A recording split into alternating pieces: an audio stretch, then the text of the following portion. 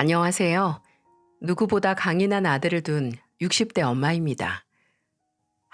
이야기를 시작하면서 벌써부터 한숨이 나오는데요.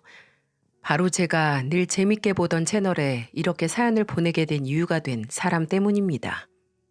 그 사람은 제 삶과 제 가족의 삶을 송두리째 흔드는 불청객이었죠. 저나 제 가족은 그런 불청객이 감히 나타나 흔든다고 흔들릴 정도로 허투루 살아온 가족이 아니라고 생각을 했어요.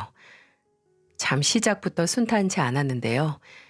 저나 남편이나 살면서 가장 고생했던 게 바로 신혼 시절이었습니다. 뭐 하나 이뤄놓은 거 없이 둘이서 서로 의지하면서 살면 더 빨리 자리를 잡을 거라는 믿음 하나로 마땅한 결혼식도 없이 결혼했고 사글세방에서 시작을 했죠. 남편은 그 당시 주말이면 일용직으로 막노동도 마다하지 않고 했고 평일에는 노점상의 트럭에 양말이나 옷, 생활용품 가득 싣고 방방곡곡 다니며 장사도 하곤 했어요. 저도 남의 집 청소도 하고 애들도 봐주면서 열심히 돈을 모았죠. 그 당시 저나 남편은 그저 돈을 벌어서 자리 잡아야 한다는 생각밖에 없었습니다. 그 한 가지에 너무 집중을 한 건지 저나 남편이나 서로 결혼 전에 약속했던 것도 잊었나 봐요. 저도 남편도 외동으로 외롭게 자랐거든요. 두 집안 다 자식이 하나여도 입에 풀칠하면서 살았는데 저랑 남편은 함께 풀칠할 형제나 자매가 있었으면 했어요. 그래서 우리 둘이 결혼하면 정말 힘닿는 대로 아이를 낳아서 잘 키우자고 우리 애들에게 평생 함께 갈 친구를 만들어주자고 말을 했었어요. 그래서 더 경제적으로 안정적인 환경을 빨리 만들고 싶었고요. 하지만 일 때문에 바쁘기도 했고 또 저도 남편도 몸을 너무 혹사시켰던 탓일까요? 결혼하고 나서 1년 뒤에 예쁘고 소중한 아들이 태어났지만 그 후로는 좀처럼 소식이 없더라고요.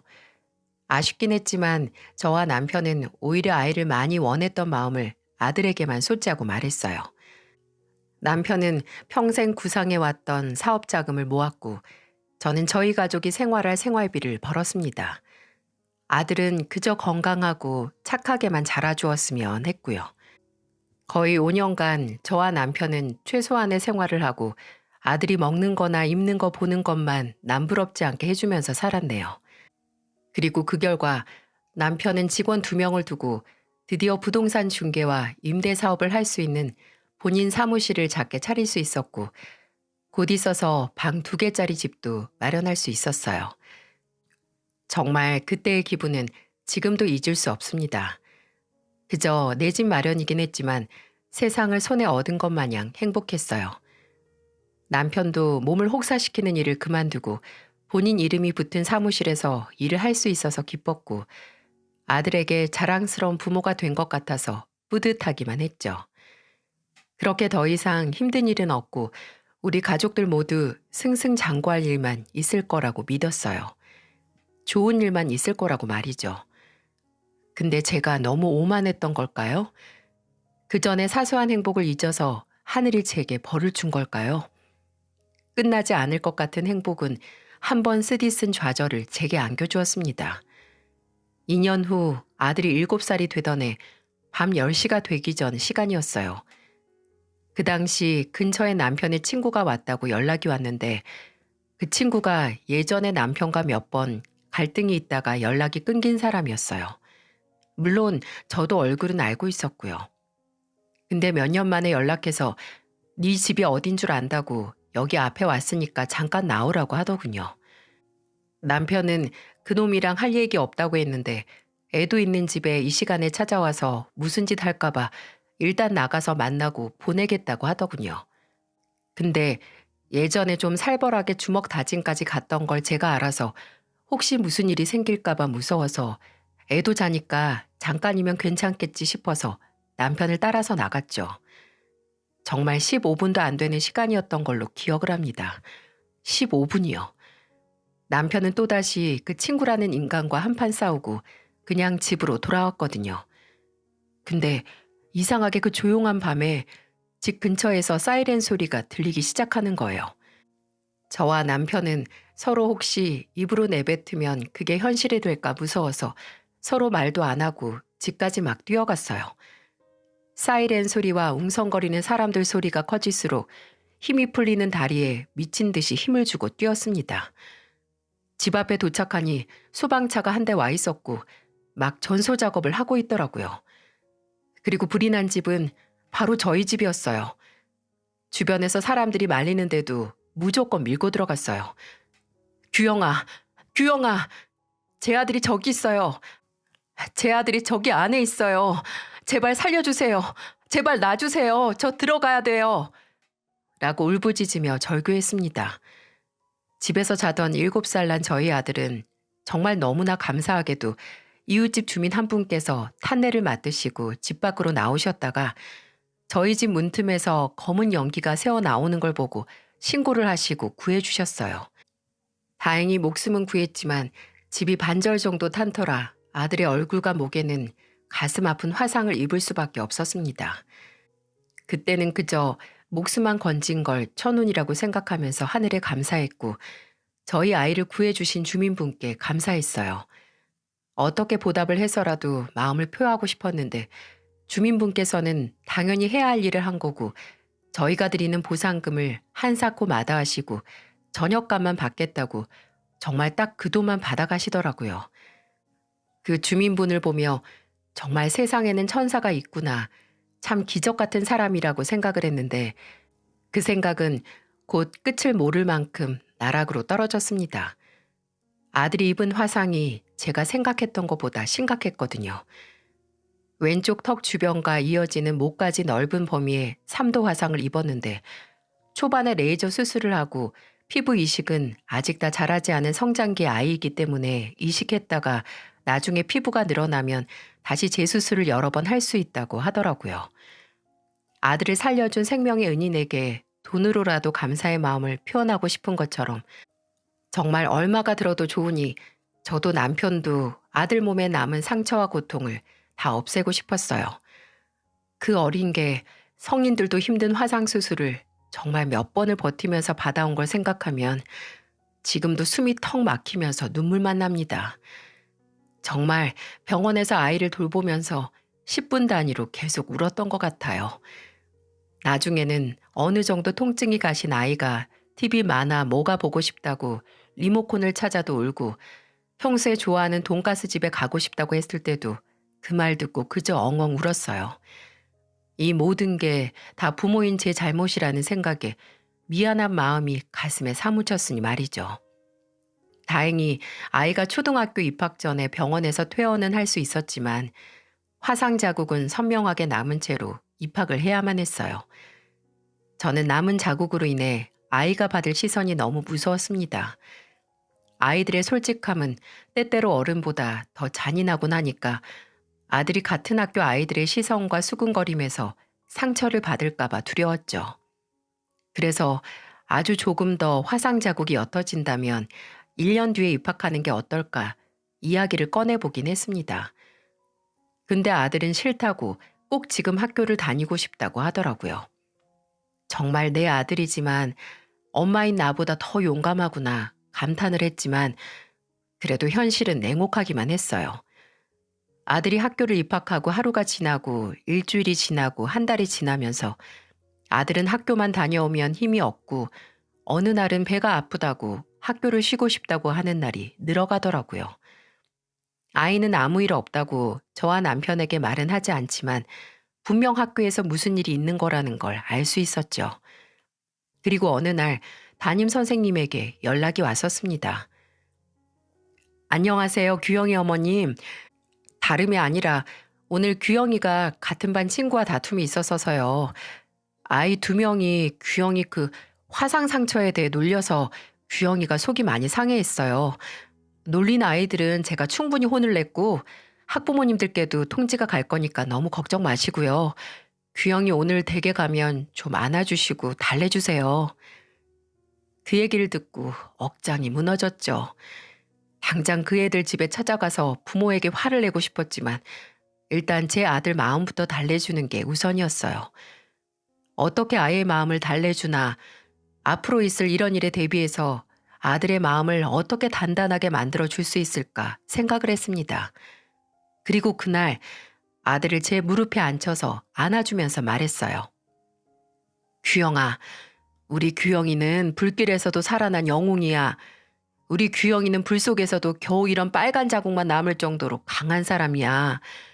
규영이 얼굴이랑 목에 있는 건 흉터가 아니라 규영이가 천하무적이라는 증표나 마찬가지니까 뭣도 모르는 애들이 널 놀린다고 해도 그 얘긴 그냥 무시해버려. 그런 애들하고는 친구 안 해도 돼. 어린 아들이 다 알아들었을지 모르겠지만 마치 앞으로 아들을 지켜줬으면 하는 주문처럼 계속 규영아, 넌 강한 사람이야. 규영이는 불도 이긴 천하무적이야. 라고 되뇌었네요. 어쩌면 저 자신에게 되뇌인 말일지도 모르겠네요. 늘 잠든 아이를 보면 자국 부분을 쓰다듬으면서 울었는데 부디 엄마 아빠의 실수로 인해 생긴 이 상처가 아들의 마음에까지 남는 상처가 되지 않길 바랬습니다. 그래서 그 상처를 영원히 지워버리는 일만 제외하면 뭐든 다 해주고 싶었던 것 같아요. 처음에는 학교 아이들도 아들 얼굴이나 목에 있는 자국이 생소해서 다가오지 않았지만 시간이 갈수록 그 자국을 아무렇지 않아 하는 친구들도 많이 생겼고 매년 아들 생일만 되면 그 친구들을 초대해서 정말 성대한 생일 파티를 열어주기도 했습니다. 남편은 주말이면 아들과 가장 친한 친구들을 데리고 놀이동산도 데려가기도 했어요. 제가 항상 두려워했던 건 어느 순간 본인 몸에 난 자국에 대해 아들이 저와 남편을 원망하는 순간이었어요. 아무리 제 마음속 죄책감 때문에 고통스럽다고 해도 아들 몸에 난 자국은 저와 남편의 부주의로 인한 상처인데 아들도 만약 사춘기가 오면 한 번쯤은 우리를 원망하지 않을까 남편과 몇 번 대화를 나누곤 했거든요. 근데 그런 생각이 저희 아들을 과소평가했다는 걸 알 수 있었는데요. 아들이 중학교 입학을 앞두고 사온 교복을 집에서 한번 입어보자고 했어요. 교복 살 때 남편과 함께 가서 저는 아들이 입은 걸 못 봤거든요. 아들이 교복을 입고 제 앞에 딱 서는데 언제 이렇게 컸을까 싶고 기특하고 소중해서 눈으로 찬찬히 살펴보는데 아이가 크면서 몇 번 더 치료를 받아서 확실히 옅어지긴 했지만 그래도 어쩔 수 없이 눈에 들어오는 붉은 자국이 교복 깃 사이에서부터 시작해서 턱까지 번져 있는 게 보이더라고요. 근데 아들이 그런 제 시선을 받는지 갑자기 제 손을 꼭 잡고 그러는 겁니다. 걱정 마세요, 엄마. 저 이제 정말 괜찮아요. 엄마 말처럼 정말 이제는 이 자국이 흉터가 아니라 제가 불 속에서 살아남았다는 증거처럼 느껴져서 오히려 절 특별하게 만들어주는 것 같아요.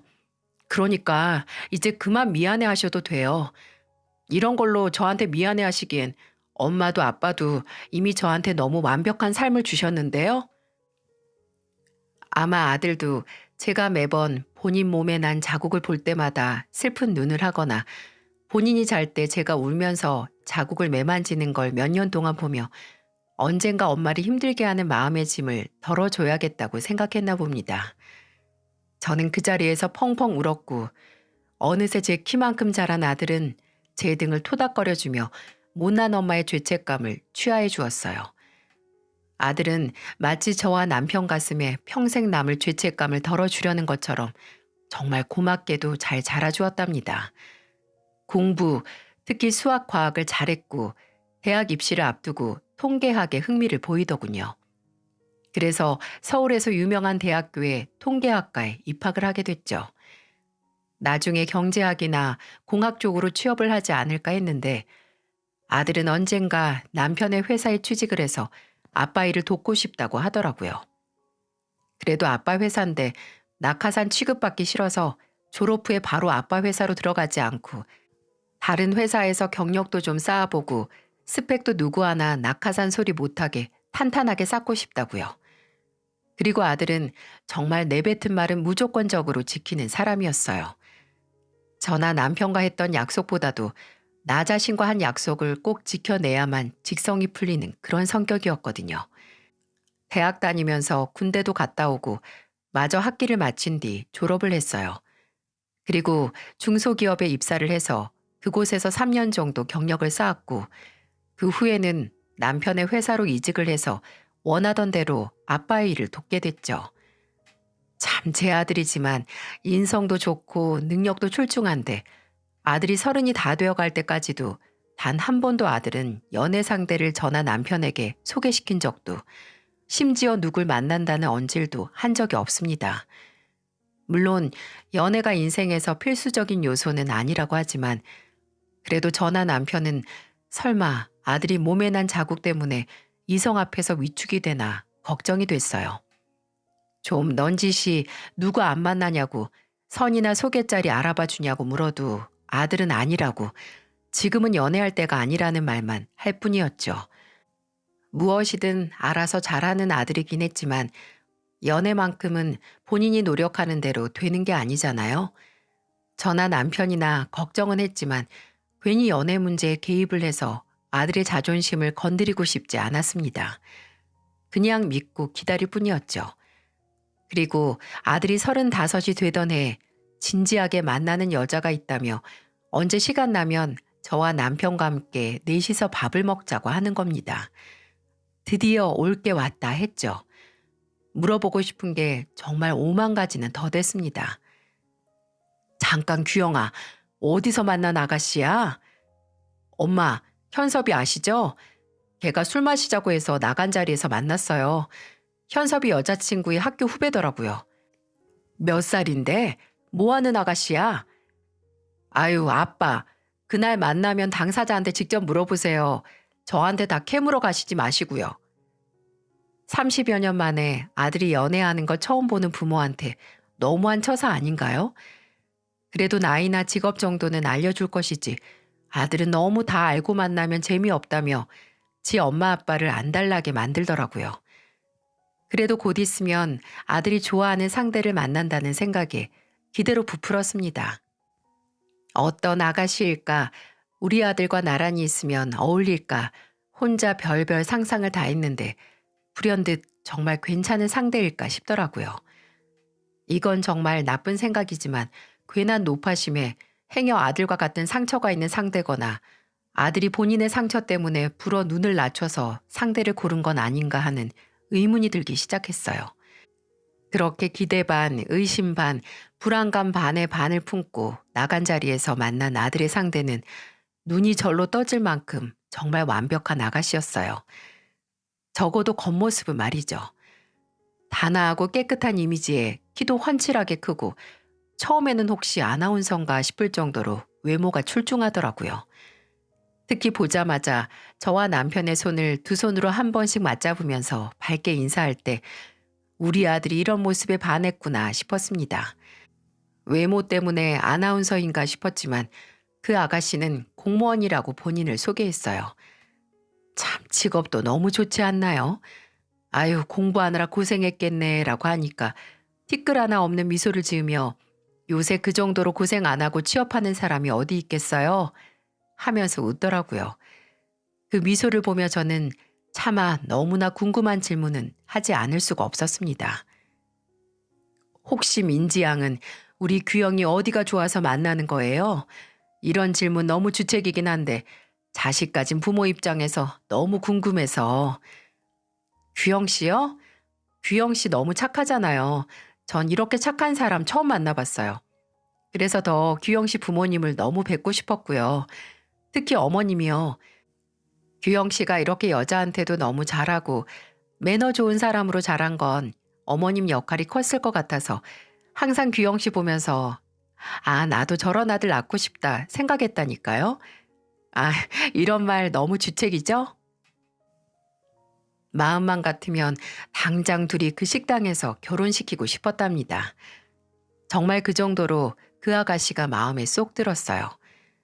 둘은 당장 결혼 생각은 없지만 진지하게 만나고 있다고 했고 그 후로 종종 그 아가씨는 아들을 통해 제게 선물을 보내거나 아들과 함께 집으로 와서 저녁을 먹고 가기도 했어요. 발렌타인데이에는 아들에게 줄 초콜릿을 만들면서 저와 남편이 먹을 초콜릿도 함께 만들어서 보냈더라고요. 그 마음이 너무 예쁘더군요. 집에 찾아오는 날에도 제가 과일 좋아한다고 들었다고 과일을 꼭 사오기도 했고요. 그리고 몇 번 얼굴을 보다 보니 제가 편해졌나 봐요. 본인이 일하면서 만나는 힘든 민원인 상대했던 경험을 말하면서 투정을 부리다가 갑자기 말을 딱 멈추고 이렇게 말하는 겁니다. 아, 어머님, 제가 너무 수다스러웠죠. 저희 부모님은 충청도에서 농사 짓는 분들이라서 자주 얼굴도 못 보고 오늘 하루 어땠다고 전화하려고 해도 다음날 농사일 때문에 진짜 일찍 주무시거든요. 근데 어머니께서 제 말을 너무 잘 들어주셔서 제가 순간적으로 저희 부모님이랑 있다고 착각을 했나 봐요. 저는 그 수다가 귀찮거나 버릇없다라고 생각하지 않았어요.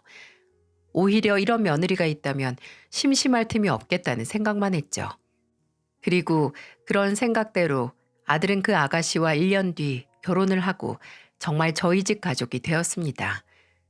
아내가 예쁘면 처갓집 말뚝만 보고도 절한다고 하잖아요. 저희 집은 며느리가 예쁘니 아들도 저도 남편도 아들과 며느리가 결혼할 당시 모든 부담을 할 수 있었습니다.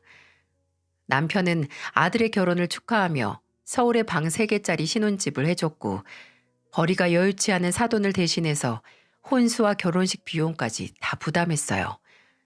솔직히 하나 있는 아들의 결혼을 위해서라면 뭐든 아깝지 않았지만 며느리마저 예쁘니까 말 다 했죠. 저는 앞으로 변함없이 늘 반짝거리며 잘 살라는 의미로 며느리에게 알이 좀 작긴 하지만 다이아몬드 반지까지 맞춰서 선물을 했죠. 며느리는 아까워서 절대 못 낀다고 꼭 나중에 예쁜 딸 낳아서 가보로 물려준다고 하더라고요. 결혼 후 정말 하루하루 행복해하는 아들을 보며 아들을 저렇게 만든 게 전부 며느리의 덕이라고 생각을 해서 저도 남편도 참 며느리에게 고마워했어요. 부모가 채워줄 수 있는 행복이 있지만 사랑하는 사람이 줄 수 있는 행복은 따로 있잖아요. 남편은 그런 며느리에게 고마운 마음을 며느리 생일마다 따로 생일 선물이나 용돈을 보내주고 또 경제적으로 여유치 않은 사돈어른과 사부인을 위해 아들을 통해서 따로 용돈을 보내드리라고 돈을 챙겨주기도 했어요.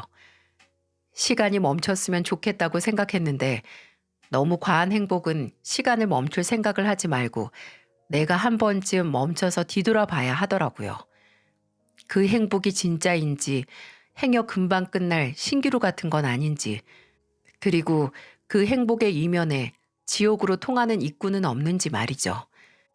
신혼생활이 너무 행복한지 엄마나 아빠는 보러 자주 오지도 않던 아들이 어느 순간 혼자서 집에 와서 저녁을 먹고 가는 날이 늘었습니다.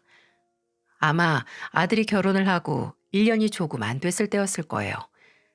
저나 남편이나 처음에는 왜 벌써 엄마 아빠가 그리워서 왔냐고 했지만 어딘지 묘하게 아들의 표정이 어두워 보여서 혹시 싸웠냐고 물었죠. 근데 뭐 아들은 아니라고 하죠.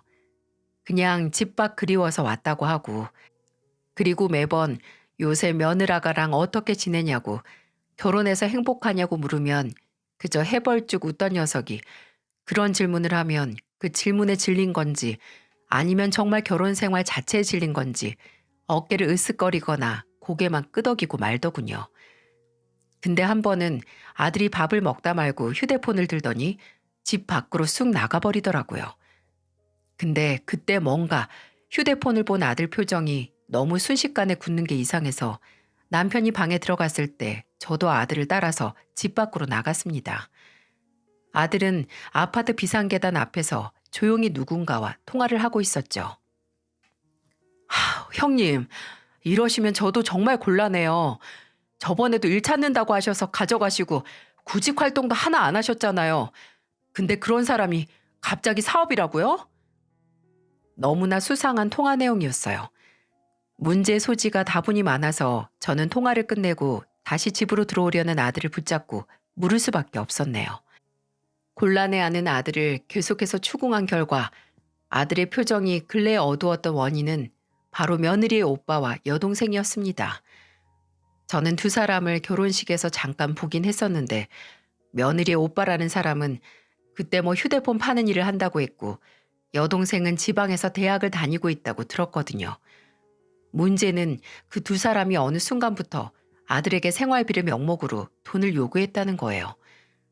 처음에 아들도 처제에게는 잘 먹고 다니라고 용돈을 주기도 했는데 갑자기 스스럼 없이 언니 대신 카드값을 대신 좀 내달라고 부탁을 하기도 했고 형님은 직장에서 잘렸다고 당분간 돈벌이가 없으니 생활비 좀 보내달라고 했다는 겁니다. 아주 며느리의 결혼으로 한 몫을 톡톡히 잡으려고 하는 것 같더라고요. 제가 며느리는 이 사실을 아냐고 물으니까 아들은 제대로는 모른다. 괜히 걱정하고 부끄러워할까봐 본인이 이야기를 안 했다고 하더군요. 아들이 며느리를 많이 좋아하고 아끼는 건 저도 너무 잘 알지만 그래도 이건 아니라고 꼭 둘이서 대화를 해서 아들에게 사돈총각과 사돈처녀의 염치 없는 행동을 당장 멈춰야 한다고 했어요. 아들도 알겠다고 대화를 해보겠다고 해서 두고 봤는데 며칠 후 제가 연락을 해서 물어보니 며느리와 얘기를 했고 이제 사돈총각과 사돈처녀에게 돈 문제로 일절 부탁을 안 받기로 했다고 하더군요. 그래, 이 정도 문제는 일도 아니지 상식 없는 형제자매 때문에 며느라이도 고생했겠다 싶었어요. 그래도 문제가 여기서 끝나서 다행이다 싶었는데 아휴, 끝은 무슨 이게 모든 일의 시작이나 다름없었습니다.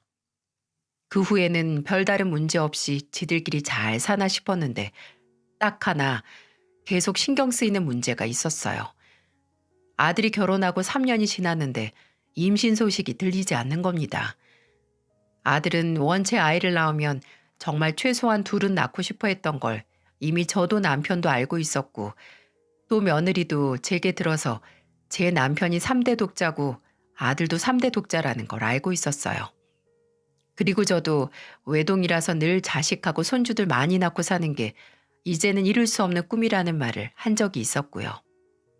또 며느리도 종종 은연중에 아이를 낳겠다는 말을 한 적이 있고요. 곧 둘 다 30 후반, 30 중반 되는데 때를 놓칠까 괜한 걱정이 돼서 저와 아들 그리고 며느리가 만나서 외식을 하던 날 넌지시 이야기를 꺼낸 적이 있었어요. 너네 혹시 아직 임신 계획 없니? 혹시 민지가 일에 지장 가는 게 신경 쓰이면 공무원은 출산 휴가나 육아휴직도 잘 되어 있어서 걱정할 게 다른 회사보다 덜하지 않니?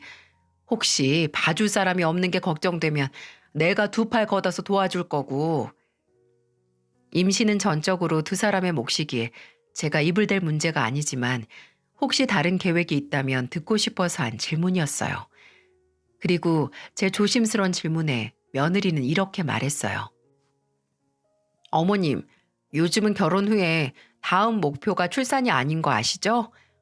옛날이야 결혼하면 바로 임신 출산 계획 세웠지만 요새는 띵크족이라고 자식 없이도 둘만 잘 사는 부부 많잖아요.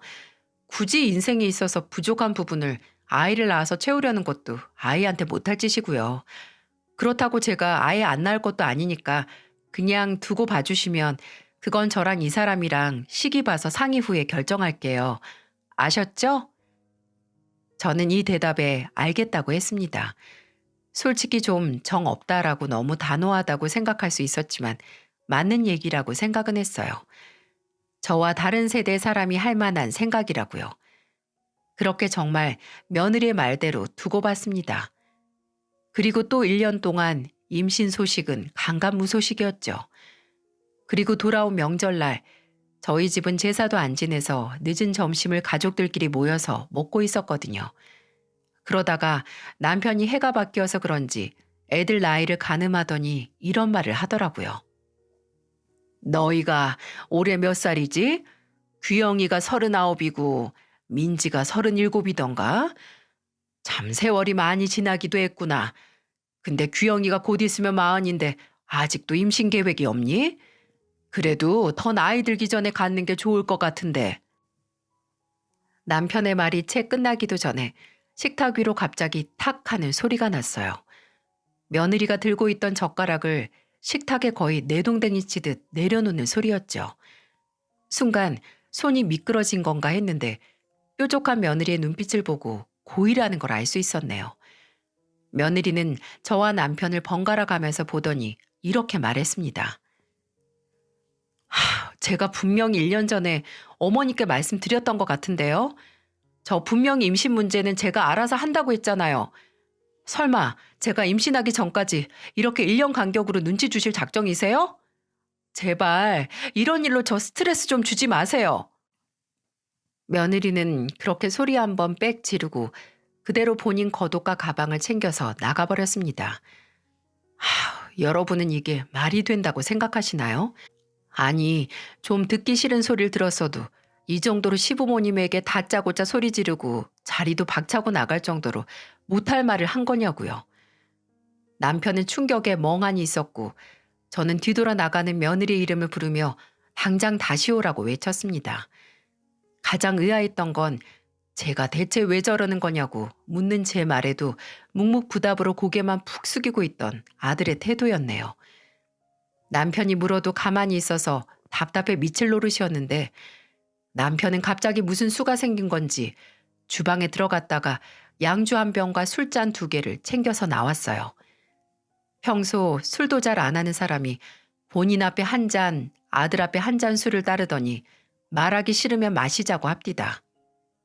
아버지랑 오랜만에 술 한잔하고 술이 들어가도 말하기 싫으면 그러라고요.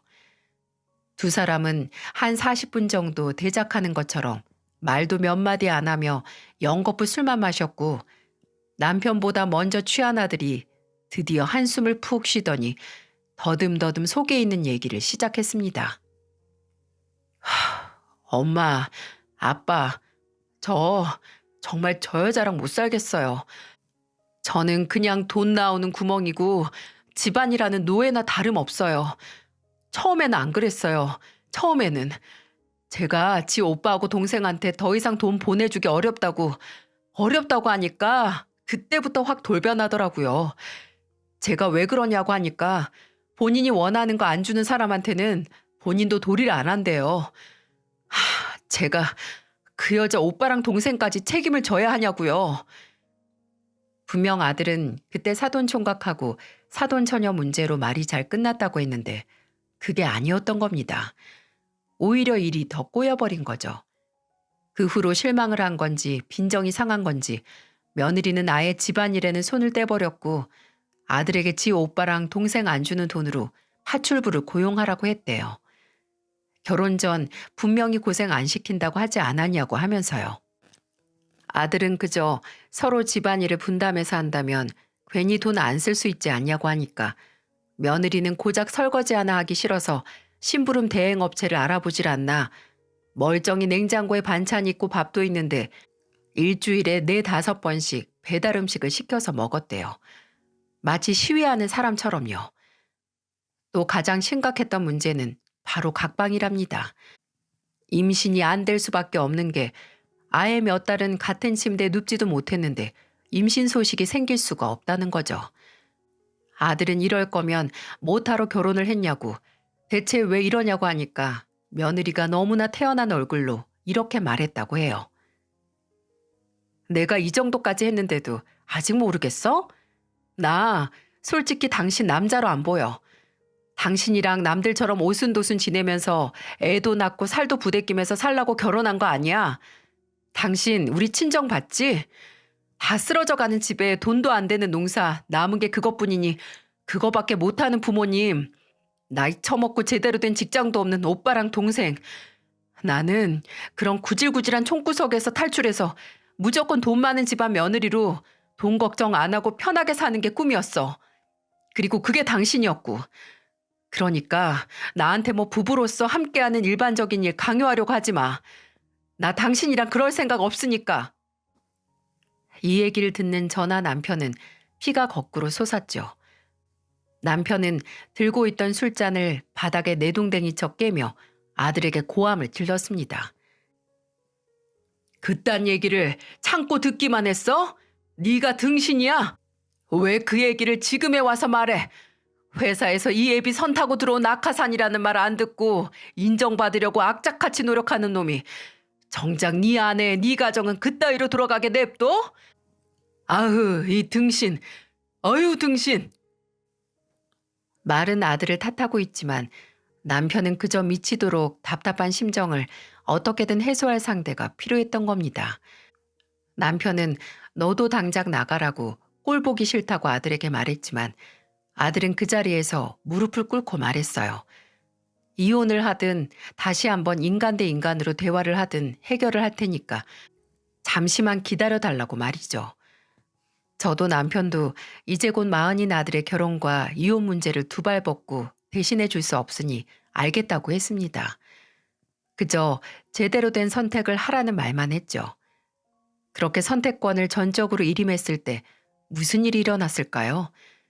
그 일이 있고 한 나흘 뒤 주말에 아들에게서 전화가 왔습니다. 엄마, 저 지금 그 사람한테 이혼하자고 했어요. 지금 어머니 댁으로 가는 중이니까 도착해서 전부 말씀드릴게요. 그리고 20분 뒤에 집에 도착한 아들은 어딘지 멍하고 후련해 보이는 얼굴로 그날 있었던 일에 대해서 설명을 했어요. 며느리는 그날 새벽까지 술을 먹고 아침에 들어왔고 해장한다고 매운 떡볶이와 김밥을 시켰다는데 그걸 반 정도 먹고 바로 방으로 들어가서 잤다고 하네요. 아들은 며느리가 배달 음식 포장 풀러서 그대로 방치하고 먹던 음식도 그대로 방치한 꼴 보기 싫어서 2시간 정도 헬스장에서 운동을 하고 집으로 돌아와서 빨래 돌리고 샤워를 하고 나왔답니다. 그리고 그때쯤 잠에서 깬 며느리가 주방 꼴을 둘러보고 한 말이 뭔 줄 아세요? 이거 왜 안 치웠어? 당신도 자다 일어났어? 이걸 내가 왜 치워? 나는 당신 자는 동안 운동 갔다가 이제 와서 빨래 돌리고 씻었어. 아, 그럼 주방도 좀 치우지. 내가 잠 깨서 일어나고 이런 꼴을 봐야 돼? 못 볼 건 또 뭐야? 당신이 먹은 거잖아. 당신이 처먹고 그대로 방치한 거. 뭐? 처먹어? 당신 정말 돌았어? 제정신이 아니구나. 뭐 나한테 남자로 안 보인다는 말 듣고 삐져서 이제 집안일도 나 몰라라 해? 이때 아들은 이런 인간과는 절대 인간다운 대화를 할 수 없겠다고 견적이 나왔다고 해요. 무슨 수를 써서라도 구제가 안 되는 인간, 그게 바로 본인의 아내였다고요. 그래서 그때 이혼을 결심하고 말했다고 합니다. 제정신이 아닌 건 내가 아니라 너겠지. 내가 정말 이런 말은 안 하려고 했는데 아무래도 네 수준에 맞춰서 말해야 네가 알아먹을 것 같아서 어쩔 수가 없다. 네 말대로 총구석에서 촌년 데려다가 분에 넘치는 대접해줬으면 고마운 줄 알고 선은 지켰어야지. 대체 뭘 믿고 네가 이따위를 하는데 내가 이혼을 안 할 거라고 생각하냐? 뭐? 이혼? 그래, 이혼. 너도 좋잖아. 고작 돈 때문에 남자로도 안 보이는 나랑 평생 살겠다고? 시간 낭비 좀 작작해라. 나는 너 같은 거랑 시간 낭비할 생각 없어. 나는 너 같은 속물과는 다르게 정말 사랑이 넘치는 가정에서 자식도 낳고 살고 싶으니까 너는 이 집 나가서 나 말고 다른 호구 찾아봐. 당장 오늘부터 집 좀 비워주면 좋겠는데 내가 그나마 같이 살았던 정을 생각해서 용달 정도는 불러줄 수 있어. 짐 정리하기 편하게 내가 집은 비워줄 테니까 내가 올 때까지 짐 빼서 나가. 만약 내가 이 집에 다시 왔는데 네 머리카락 한 올이라도 보이면 네 집 내가 직접 정리해서 자선단체 기부를 하든가 길가에 버리든지 하고 이혼할 때 정말 국물도 없을 줄 알아. 알아들어? 솔직히 아들의 이혼 결심보다도 아들이 며느리에게 한 말들이 놀라웠어요. 아들이 이렇게 모질고 원색적인 말을 할 줄 안다고는 생각도 못했는데 제가 정말 그렇게 말했냐고 물으니 아들은 며느리를 마주했을 때 말 못할까 봐 미리 연습까지 했다고 하네요. 며느리에게 반박할 말을 직접 작성을 해서 달달달 외웠답니다.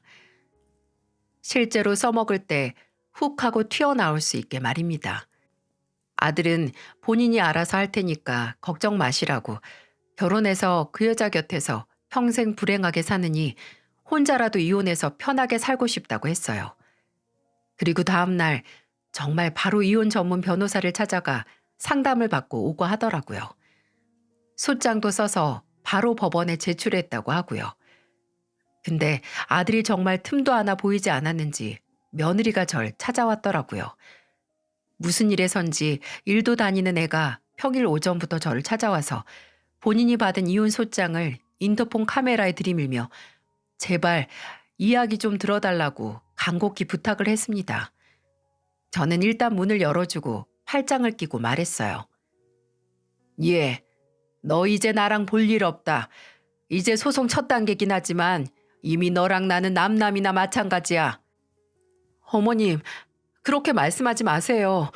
저도 규영 씨가 설마 정말 저랑 이혼할 거라고는 생각도 못 했거든요. 저 정말 제가 했던 잘못된 행동에 대해 반성도 했고요. 또 왜 그랬는지 다 설명할 수 있어요. 아이 문제는 정말 시기가 중요하니까 저랑 규영 씨 아이가 최적의 시기에 태어났으면 해서 그래서 미뤄왔던 거였어요. 제 몸으로 낳는 아이인데 저라고 더 젊을 때 낳고 싶지 않았겠어요? 그리고 집안일은 아유 됐다 됐어. 더 이상 듣고 싶지도 않고 들을 이유도 없어. 나한테 설명해서 뭐하니? 너 나랑 이혼하니? 규영 씨는 제 연락도 안 받고 제 말은 도저히 들어주지도 않는단 말이에요. 다 변호사 통해서 말하라고 하는데 제가 어떻게 그 사람하고 대화를 해요. 규영 씨는 어머님 말이면 그래도 잘 들으니까 어머님이 어떻게 설득만 잘 해주시면 이미 너 같은 애랑 못 살겠다고 이혼 소장까지 쓴 애를 내가 어떻게 설득하니? 일 없다. 내가 왜 굳이 내 아들 인생 망치는 선택을 하게 설득을 해? 네 말도 안 되는 얘기 듣고 싶지 않으니까 그냥 가서 앞으로 어떻게 살까 궁리나 해. 그게 더 건설적이겠구나. 그 이후로도 며느리는 계속해서 저를 찾아왔어요. 저는 계속 문을 열어주지 않고 나중에는 넌더리가 난 아들도 다음에 다시 오면 경찰을 부르라고 하더라고요. 증거로 쓰면 좋겠다고 하면서요. 그러다가 무슨 다시 돌아오는 각설이 마냥 또 며느리가 집으로 찾아왔는데 이번에는 인터폰을 누르자마자 다짜고짜 이런 소리를 하는 게 아니겠어요? 어머님, 저 일 그만둘게요. 이건 또 무슨 회유인가요? 어떻게든 제 관심을 끌려는 모습이 가상해서 어디 말이나 들어보자 하고 다시 한번 그걸 집으로 들였습니다. 며느리는 제 앞에 무릎을 꿇고 앉자마자 속사포처럼 말하더군요. 어머님, 저 이번에 규영 씨랑 다시 잘 될 수만 있다면 일 포기할 수 있어요. 일 그만두고 그간 규영 씨한테 못했던 내조하면서 잘 살 수 있고요. 애도 낳아서 남의 손 하나 안 빌리고 잘 키울게요. 아버님도 그렇고 규영 씨도 3대 독자라면서요. 제가 규영 씨 닮은 아들은 물론이고 저 닮은 예쁜 딸도 낳아드릴게요. 참 처절하지 않나요? 마치 어떻게 해서든 떨이로 남은 상품을 팔려고 애걸복걸하는 장사치 같은 모습이었습니다. 하지만 모든 장사치는 어떻게든 이윤을 남기는 법이죠. 며느리 또한 저렇게 제안을 거듭해서 하면서 모든 마진을 남기려는 게 빤히 보여서 물었어요. 내가 보니까 네가 맨입으로 그걸 다 지키려는 건 아닌 것 같고 분명 원하는 게 따로 있는 것 같은데 의문스럽게 숨기지 말고 어디 한번 말해봐라. 드러나 보자. 제가 미끼를 문 척하자 며느리는 잠시 입맛을 다시는가 싶더니 목을 한번 가다듬고 말했죠. 어머님도 아시다시피 저희 친정이 상황이 좋지 않아요. 지금까지 일하면서 번 돈의 절반은 매달 부모님이나 지금껏 제대로 된 직장 한 번 없는 저희 오빠랑 동생한테 다 들어갔어요. 안다. 네 친정으로 들어간 돈에 나나 규영이 아버지가 준 돈도 있었지. 네, 어머님. 저도 정말 늘 감사하게 생각하고 있어요. 근데 갑자기 그런 경제적인 지원이 끊긴다면 저희 부모님 지금처럼 사람다운 생활도 어려우실 거예요. 예, 떠벌떠벌 입 아프겠다. 본론을 말해 본론을. 그러니까 매달 저한테 300만 원만 주시면 제가 그거 잘 분배해서 저희 부모님이랑 오빠랑 동생한테 보낼 수 있도록 할게요. 300? 하, 그건 어디서 나온 숫자니? 내가 알기론 네 월급이 그 근처도 못 가는 것 같은데. 아니에요, 어머님. 초과수당 같은 거 합하면 그 정도는 되고 또 전 공무원이잖아요. 어머님, 나중에 받을 연금도 생각을 해야죠. 그래? 그리고 또 다음은 그리고 예전에 아버님께서 저한테 벤츠 사주겠다고 하신 거 기억하세요? 왜 저랑 규영 씨 10주년 결혼 기념일 되면 선물로 주시겠다고 했는데 그거 좀 땡겨서 이번에 사주시면 제가 더 힘내서 건강하고 예쁜 손주 낳을 수 있을 것 같은데. 예, 그건 본 모습을 몰랐던데 기쁜 마음으로 사줄 수 있었던 거고 이미 네가 어떤 애인 줄 다 알았는데 나나 규영이 아버지가 그걸 사주고 싶겠니? 참, 너도 옆구리 찌르니까 바로 와르르 네 본색 다 드러내는구나. 약은 줄은 알고 있었는데 아주 반푼이가 따로 없구나. 너같이 물욕에 눈 멀어서 아무것도 안 보인 애한테 매달 300이나 벤츠 사주느니 그 돈으로 기부를 하는 게 훨씬 더 낫겠다. 어머니, 전 정말 어머님을 믿고 얘기한 거예요. 어머님이 제 이야기를 진지하게 들어주실 줄 알고. 나도 너 믿었어. 나도 네가 평생 우리 가족으로서 변함없고 완벽할 줄 알았다. 나한테 속아서 억울하니? 그래도 나나 규영이나 규영이 아버지가 당한 배신감에 반의 반도 안 될 거야. 네가 느낀 배신감은 어디까지 나불대나 궁금해서 들어봤는데 역시나 쓰레기 같은 얘기뿐이구나. 앞으로 그 열정과 시간을 규영이랑 이혼하면서 쓸 에너지로 하고 앞으로 더 이상 추접하고 비참해지고 싶지 않으면 나한테도 또 규영이한테도 찾아오지 마라. 알아들어? 저는 그 후로 더 이상 며느리를 상대하지 않았습니다. 찾아오진 않지만 계속 문자나 전화를 하는 걸 싹 무시하고 나중에 아들에게 말해서 휴대폰 차단까지 했어요. 이 기회로 제 며느리였던 애가 얼마나 멍청한지 알게 됐지만 그중 얘가 저지른 짓 중 가장 멍청한 짓이 뭔 줄 아시나요? 바로 정말 제게 말했던 대로 덜컥 공무원을 그만뒀다는 거예요. 믿어지시나요? 대체 무슨 생각으로 그런 짓을 했는지 충격적이었지만 그만둔 후에 제 아들에게 찾아가서 본인은 정말 이제 일도 그만두고 아무것도 남지 않았으니 제발 한 번만 더 기회를 달라고 매달렸단 얘기를 듣고 헛웃음만 났습니다. 물론 아들은 그런 얄팍하고 극단적인 수에 넘어가지 않았지만 적잖이 충격을 받은 것 같긴 했네요. 본인이 정말 사랑이라는 감정에 순간 눈이 멀어서 이런 여자랑 결혼했다는 게 충격이었던 거죠.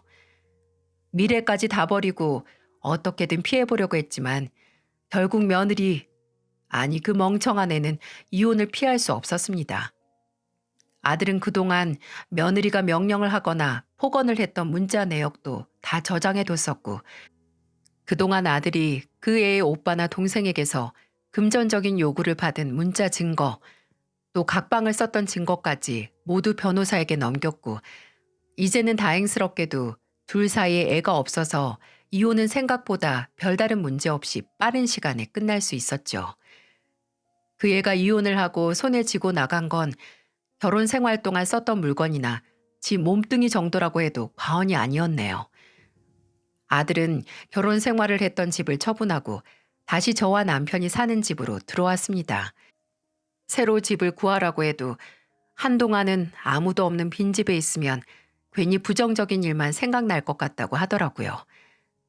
괜찮은 척하고 이혼을 후련해 하긴 했지만 나름대로 상처를 받은 아들이 안쓰러워서 쉽게 위로의 말도 못 꺼내고 그냥 바라보기만 했어요. 아들은 그런 저를 보고 웃으며 그러더라고요. 엄마, 지금 제 화상 자국 보는 것처럼 제 얼굴 보는 거 아세요? 엄마가 그러셨잖아요. 엄마 아들은 천하무적이고 강한 사람이라고. 당분간 1년이 될지 2년이 될지 다른 사람 만나서 새 출발하겠다는 말은 못하겠지만 그렇다고 제가 안 괜찮은 건 아니니까 걱정 마세요. 그냥 지금은 제 일이랑 평생 저를 배신하지 않는 두 사람이랑 살면서 좀 마음 편히 지내고 싶어요. 그 두 사람은 당연히 엄마랑 아빠고요. 세상은 비록 고통으로 가득하더라도 그걸 극복하는 힘도 가득하다고 합니다. 아들이 다시 괜찮아질 거라고 이 상처도 과거의 화상 자국처럼 훌훌 털고 아무렇지 않을 거라고 믿지만 그래도 여러분의 응원을 받는다면 그 순간이 조금 더 빨리 다가오지 않을까 합니다. 부디 앞으로 다시 혼자가 돼서 남은 본인 인생을 열심히 살 저희 아들의 앞날에 더 이상 상처가 없길 기도해 주시길 바랍니다. 모두 행복하시고 건강하세요.